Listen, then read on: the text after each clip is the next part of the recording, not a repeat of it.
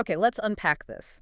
When you think about young adults today, say people in their early 20s, well, there's often this kind of default assumption, isn't there? That Hmm. they're just, universally experienced when it comes to sex. It's just seen as part of growing up. Right, almost a given. Exactly. But the source material we're looking at today, it presents a really surprising reality. We have this podcast episode featuring young people in Vietnam, right in their early 20s, who are openly discussing the fact that they haven't had sex. That's right.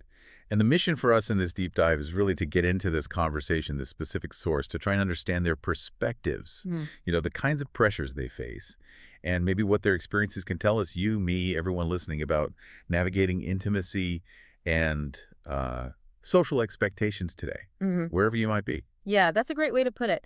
And our source is that fascinating podcast episode. It features two incredibly open young people, Koi, who's 22, a film student and worker, and Kwan, who's 23, and she works as a newspaper collaborator. And they really just lay bare their experiences and feelings. It's quite remarkable. It really is. So let's dive into that core reality they share first. Koi is 22, Kwan 23, and like we said, they openly discuss that neither of them has actually had sex. And the context they give, which is, I think, really crucial here, is that they both feel like they're squarely in the minority compared to their peers. Right. They sort of look around and think, well, pretty much everyone else our age has already had this experience. Okay, and here's where it gets really interesting, I think. This feeling leads directly to a major takeaway from the source. The significant pressure they feel because of this. Hmm. They describe it in really personal ways. Kwan uses the word self-conscious, or tuti in Oh, Vietnamese. it's self-conscious. And Koi talks about feeling a bit of pressure, luck, specifically because he hasn't had sex like his friends seem to have. And what's fascinating is how they talk about that feeling. It's not just, people asking them questions. Mm. It creates this deep-seated sense of being um, left behind, bitu, Bit blind, yeah. because they feel they lack experience compared to others. And Kwan specifically mentions that this pressure often feels internal. Right. She calls it a feeling that I just can't control. So it's coming from inside, not just external comments. Right. They express this really striking contradiction, like rationally, valitri, as they say. They know they shouldn't feel inferior about something so personal, Logically, yeah. but the feeling just sticks around.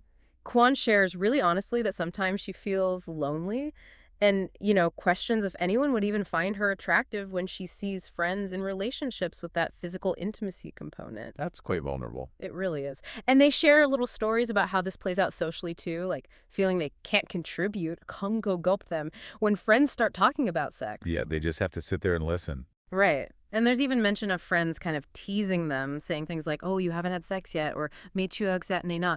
It must make that feeling of being different really acute. Absolutely.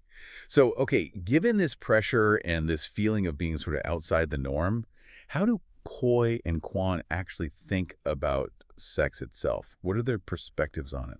Well, it's interesting because even without the personal experience, they seem to have pretty clear views based on what they've learned and their values. Hmm. Both basically agree it's a basic human act, hanvikaban. Koi even calls it a basic human need, nukamben, comparing it to fundamental things like eating rice or drinking water. They see it as natural. So they're not viewing it negatively or anything? Not at all.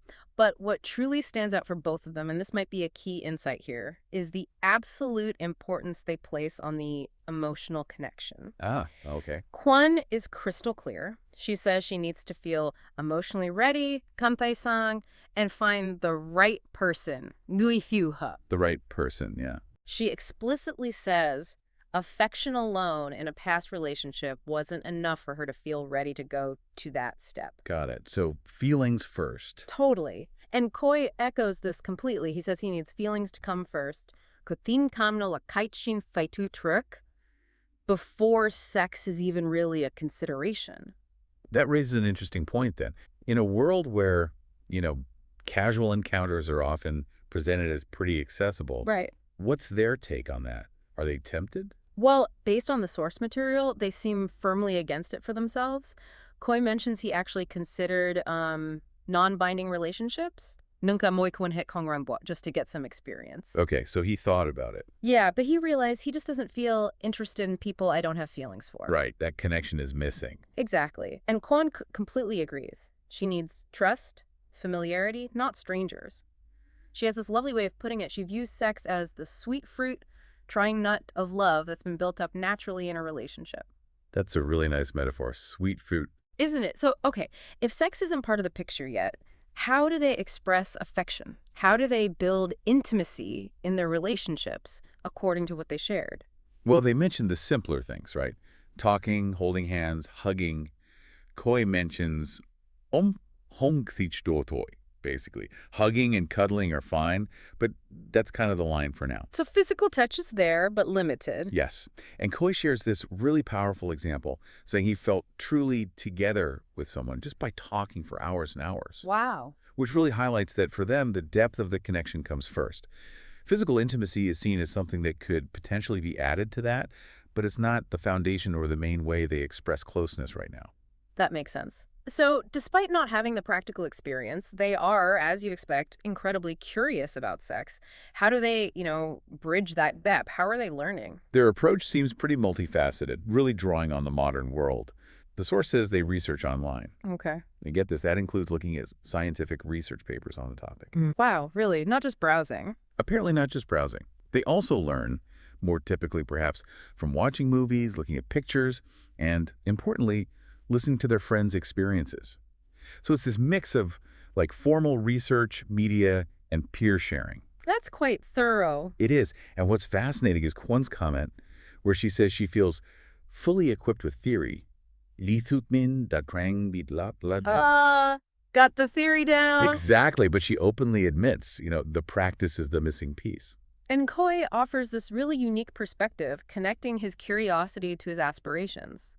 He admits he has fantasies, believes sex is a wonderful experience that shouldn't be missing from life, but he also links it directly to his film work.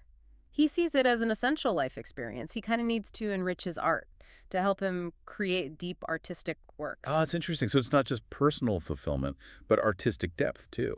Yeah, that's an interesting angle, isn't it? And they even share details about how they imagine their first time might be. Koi pictures an intimate space, maybe being a little drunk, just to ease the nerves, and wanting it to happen as naturally as possible. Kwon imagines a romantic and cozy space, maybe with romantic music. Setting the scene. Totally. And what really stands out to me here is Kwon's specific desire she mentions. She wants to be the one to give the green light, basically signaling when she's ready to her partner. So she wants to be in control of that moment. Exactly. Which maybe pushes back against, potential expectations or pressure from a partner. She wants to own that decision. That feels important. Yeah. Now let's talk about the external noise they mentioned encountering. The source brings up this societal idea that the age range of 20 to 25 is somehow the most suitable or ideal time for sex. Right. That idea is out there. With this sort of underlying suggestion that maybe the pleasure or the, freshness of it decreases later on. Yeah, how does that land with them? Well, this idea clearly weighs on them a bit. Kwon shares that she genuinely fears missing out, she uses the word tiknori, on this specific youthful period. Oh, okay. She even sees her current naivety, her sun on nut, as having a certain charm and vitality compared to maybe feeling less fresh when she's older. That's understandable, that fear of missing out. But Koi offers a different perspective here. Yeah. He kind of pushes back against that idea that enjoyment just drops off after 25. Oh. He believes it's deeply dependent on the emotional connection, Gunlian Vutinkam, that you have at any stage of life. For him, it's the relationship that dictates the experience, not just the number on your birth certificate. That's a strong counterpoint. It's about the connection, not the age. Precisely. And another point of anxiety they discuss, related to external factors, is the thought of potentially being with partners who are already, skilled or experienced sansai. The experience gap worry. Exactly. Koi seems to believe that if the feelings are genuine, that kind of awkwardness or perceived imbalance can be overcome. Okay, trust the connection. But Kwon is a bit more direct in her fear. She worries more about her own lack of knowledge, actually. And she explicitly says she'd almost prefer if both partners were inexperienced. Oh, interesting. So they could kind of learn together. That shared vulnerability seems really important to her. Learning together, yeah, I can see the appeal of that. So, okay, given the desires, the pressures, the waiting, how do they actually cope? How do they manage these feelings day to day? Well, Coy's very open about it. Mm. He discusses masturbation, even referring to it kind of humorously as the first friend is the right hand. Mm. Okay. He sees it as a normal, healthy way to meet a physiological need when partnered sex isn't currently an option for him. Right, acknowledging the physical side. Mm-hmm. And Kwan also mentions self-satisfaction, but she adds that, honestly, she often doesn't even feel the need because she's just too busy with hobbies she enjoys, like watching movies and reading books. So, different strategies there. One more direct physiological release, the other more about engagement and distraction. Exactly. It shows there isn't just one way to navigate that. So, if we connect this back to their overall view of relationships, they both seem to reiterate this shared belief about sex's role when it does happen. Yes, they do. Koi sees it as bringing sublime emotions that significantly support the relationship. It enhances it. Okay, support. And Kwan views it as a catalyst, a chatsukdak, that helps partners understand each other better. So, again, it's about deepening an already existing bond, not creating one from scratch. Enhancing, deepening, supporting, Mhm. but not the foundation itself. That seems to be the core message. And their concluding advice, drawing from their own experience, is actually quite simple, but feels powerful given everything they've shared. It's basically stay calm, don't worry too much, don't put too much pressure on yourself. Hmm. As they put it, it's not a standard to evaluate a person, Hmm. which directly counters all that pressure they feel. That's really valuable advice. And interestingly, they managed to kind of reframe that initial feeling of pressure. Instead of just letting it be a negative thing hanging over them, Yeah. they start to see it as a kind of motivation, a dumb luck, to be more proactive in love.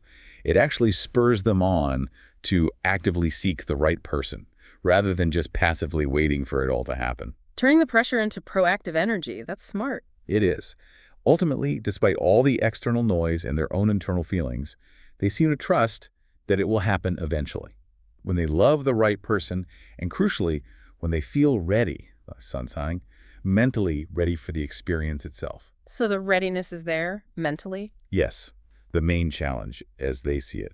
It's simply finding that suitable partner who aligns with their values and their sense of timing. Okay. So we've taken this deep dive through Koi and Kwan's really candid perspectives. We've explored the external pressures, those internal feelings of being left behind. We've navigated their deeply personal values about intimacy, shared their curiosities, their preparations, and understood a bit about how they cope while they wait for the right connection. Yeah, it's been quite a journey through their thoughts, and maybe for you, the listener, here's a final thought to mull over from all this. Yeah. This deep dive really highlights how navigating intimacy isn't just about hitting a certain age or, checking off experiences on some kind of timeline that society or peers might suggest. Mhm. Their story strongly suggests it's profoundly intertwined with your own personal readiness, finding that genuine emotional connection that feels right for you, and maybe most importantly, having the quiet courage to push back against those external expectations, to find your own pace, your own path, whatever that looks like for you.